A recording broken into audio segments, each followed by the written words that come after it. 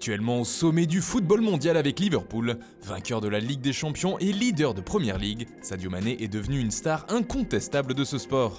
Mais pour arriver si haut, l'international sénégalais a dû se battre, persévérer pour réaliser ses rêves. Retour sur son incroyable histoire. Mané a vu le jour le 10 avril 1992 à Bambali, un petit village proche de la ville de Sédhiou, dans le sud du Sénégal. Fils d'imam, le jeune Sadio adore le foot plus que tout. Il passe son temps à l'extérieur, un ballon dans les pieds, et rêve comme beaucoup d'enfants à travers le monde de devenir un jour footballeur professionnel. Malheureusement pour lui, sa famille très religieuse n'est pas d'accord, préférant que le petit Sadio fasse des études, comme il le racontera plus tard. Je suis né dans un village où il n'y a jamais eu de footballeur ayant participé au grand championnat.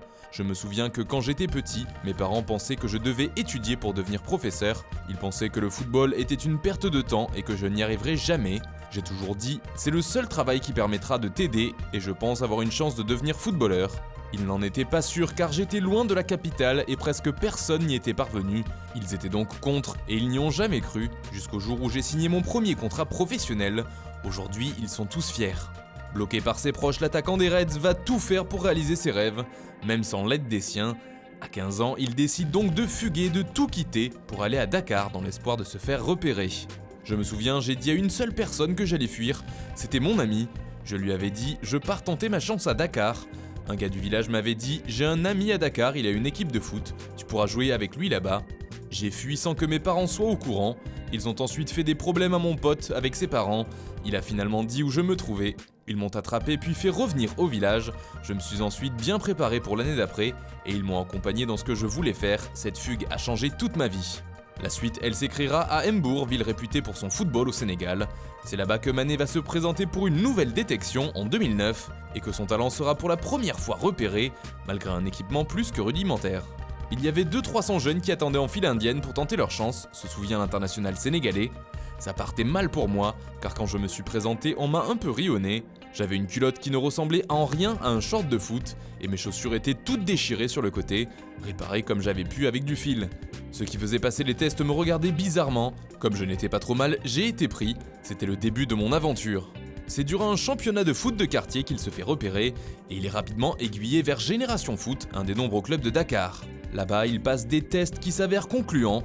Quand j'ai vu son toucher de balle, je me suis dit vraiment ça c'est un bon joueur, raconte Abdou Diatta, recruteur pour Génération Foot. Après 2 jours de test, j'ai dit celui-là, on le prend direct. Ses qualités de percussion, de vitesse et de dribble finissent de convaincre tout le monde au club dakarois. Sur le côté de l'attaque, comme aujourd'hui à Liverpool, il fait les beaux jours de Génération Foot et participe à la montée en 2e division sénégalaise à l'issue de la saison 2010-2011. Mais il ne restera pas très longtemps dans le championnat national, puisqu'à l'été 2011, il part en direction du FC Metz, grâce à un partenariat entre les deux clubs. Il fait ses débuts professionnels le 14 janvier 2012, à la 75e minute face à Bastia. Mais pour Mané, le début de l'aventure en Europe n'est pas tout rose chez les Grenats. Il jouera 21 matchs sous le maillot messin, mais ne trouvera le chemin défilé qu'une seule fois. Il aurait alors caché à ses dirigeants une pubalgie qui le faisait souffrir pour continuer de jouer. Malgré ses débuts difficiles, il est tout de même suivi de près par le RB Salzbourg. Il va d'ailleurs faire ses valises pour le club autrichien en échange de 4 millions d'euros versés au FC Metz à l'été 2012. Cette saison est décidément charnière dans la carrière du natif de Bambali, puisqu'il va aussi connaître ses premiers pas avec les Lions de la Teranga.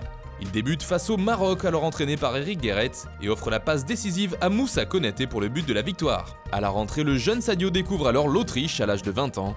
Et c'est au RB Salzbourg qu'il va prendre son envol. Pour sa première saison là-bas, il plante 19 buts en 29 matchs toutes compétitions confondues. L'année suivante, il fait encore un carton et remporte cette fois le championnat et la Coupe d'Autriche, inscrivant au passage 23 buts en 50 matchs toutes compétitions confondues. Ses performances font du bruit en Europe, et notamment en Angleterre, où Southampton lui fait les yeux doux. Il y est transféré durant l'été 2014 contre un chèque d'environ 23 millions d'euros. Pour sa première saison avec les Saints, Mané inscrit 10 buts en 30 matchs de championnat, dont un coup du chapeau face à Aston Villa lors de la 37e journée. Il s'agit là du hat-trick le plus rapide de l'histoire de la Premier League. 3 buts en 2 minutes 56 secondes. La saison suivante, l'international sénégalais fait un peu mieux avec 11 buts en championnat et 15 réalisations toutes compétitions confondues, faisant de lui le meilleur buteur de l'équipe sur la saison. Son talent attire l'intérêt des écuries anglaises et c'est le Liverpool FC qui rafle la mise en échange de 41 millions d'euros. Il est alors le joueur africain le plus cher de l'histoire. Aujourd'hui, il figure à la 5e place avec ce transfert, dépassé notamment par Riyad Mahrez ou encore Nicolas Pepe. Ses débuts avec les Reds sont plutôt bons, il marque pour son premier match officiel sous ses nouvelles couleurs. À Arsenal pour la première journée, il inscrit le 4e but de Liverpool face aux Gunners, victoire finale 4-3. Il termine là aussi meilleur buteur de la saison avec son nouveau club avec 13 buts en 27 matchs. Sa deuxième saison du côté d'Anfield est moins fructueuse en première ligue avec 10 buts, mais Mané en plantera aussi 10 en Ligue des Champions. Liverpool réalise un très beau parcours européen allant jusqu'en finale, que les Reds perdront face au grand Real Madrid qui fera la passe de 3. Un parcours où Mané s'est montré décisif, inscrivant notamment un but à l'aller comme au retour des demi-finales face à la Roma, ainsi qu'en finale lors de la défaite 3-1 contre les Merengues. Durant l'été, le joueur de Liverpool se rend en Russie pour la Coupe du Monde avec les Lions de la Teranga. Dans une poule très équilibrée où sont présents la Colombie et le Japon, le Sénégal échoue à se qualifier pour les 8e. Il termine à égalité de points avec la sélection nippone, même différence de buts, même nombre de buts marqués et encaissés. L'affrontement entre les deux équipes ayant donné un match nul, c'est le nombre de cartons jaunes qui vient les départager, et les Sénégalais passent finalement à la trappe. La saison suivante est celle de la consécration, pour Liverpool comme pour Sadio qui affole les compteurs. Il termine meilleur buteur en première ligue avec 22 réalisations, à égalité avec son coéquipier Mohamed Salah et Pierre-Emerick Aubameyang. Collectivement aussi, c'est une franche réussite. Les Reds remportent la Ligue des Champions et terminent à la 2e place en première ligue, avec un total de points historique pour un dauphin.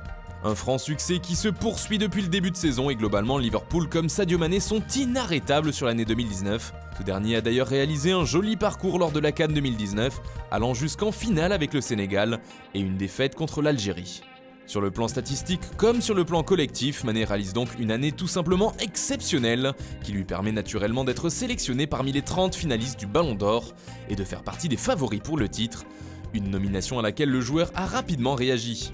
Honnêtement, ça a toujours été un rêve de gamin, et si je parviens à être cité parmi ces prétendants, c'est le fruit d'un long travail. Je ne me focalise pas, ce n'est pas une obsession, je suis au service du collectif, et si je parviens à me distinguer au sein de ce collectif, ce serait exceptionnel pour moi de gagner ce ballon d'or. Ça a toujours été mon rêve, et quand un rêve se réalise, je serai fier, je serai l'homme le plus heureux. Et si son rêve se réalise, il serait le premier joueur africain à remporter le ballon d'or depuis un certain George Weah en 1995. Autre moment gratifiant pour Mané lors de la remise du prix FIFA The Best, remporté par Lionel Messi. L'international sénégalais n'était pas sélectionné parmi les 3 finalistes, une anomalie pour certains, mais ce qui a surtout touché le joueur des Reds, c'est que la Pulga avait voté pour lui. C'est un grand compliment quand Messi vote pour toi, a-t-il avoué. Si vous regardez d'où je viens, ça montre que j'ai fait beaucoup de chemin. Sans être resté longtemps dans une académie, je suis arrivé ici. Tout ce que je peux dire, c'est de continuer à travailler dur et de réaliser ton rêve. Un parcours difficile comme il le rappelle, qui lui a appris à rester humble, mais surtout à être généreux avec les siens et ceux qui l'ont aidé à arriver à ce niveau-là. Rester simple, c'est son mode de vie. Pourquoi voudrais-je 10 Ferrari, 20 montres et 2 avions? J'ai eu faim, j'ai dû travailler sur le terrain. J'ai survécu aux guerres, joué au football pieds nus. Je n'avais pas d'éducation. Mais aujourd'hui, avec ce que je gagne grâce au football, je peux aider mon peuple. J'ai construit des écoles, un stade, nous fournissons des vêtements, de la nourriture pour des personnes qui sont dans une extrême pauvreté. En outre, je donne 70 € par mois à toutes les personnes d'une région très pauvre du Sénégal. Je n'ai pas besoin d'afficher des voitures de luxe, des maisons de luxe. Des mots forts qui sont suivis par des actes. Près de 280 000 € de dons pour construire un lycée dans son village de Bambali, qu'il est allé visiter à l'été 2019. Mané a également donné des fonds pour la construction à venir d'un hôpital, aidé à l'achèvement d'une mosquée toujours à Bambali, d'un stade de foot donc, mais aussi de 300 maillots de Liverpool offerts aux habitants. À 27 ans, Mané n'a donc pas fini de faire le bonheur de ses proches au Sénégal, ni de faire celui des fans de foot à travers le globe.